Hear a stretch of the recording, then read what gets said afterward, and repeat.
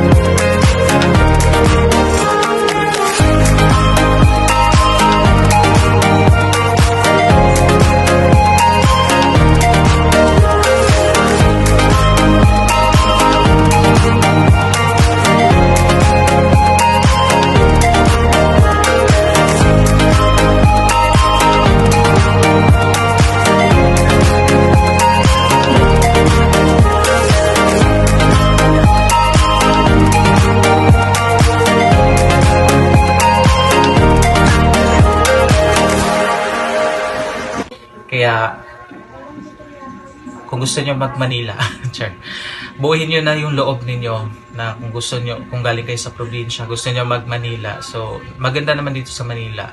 Careful ka nga lang. Okay? Maganda ding opportunity, gawa ng madami yung trabaho, but ang kailangan mo lang is meron kang titirhan or meron kang pamilya na titirhan. Kasi usually ako, nasa Terminal 2 ako.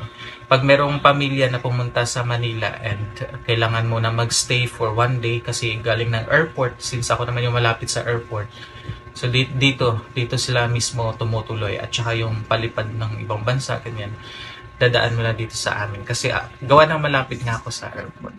So yun lang i-share ko sa inyo. Thank you for watching.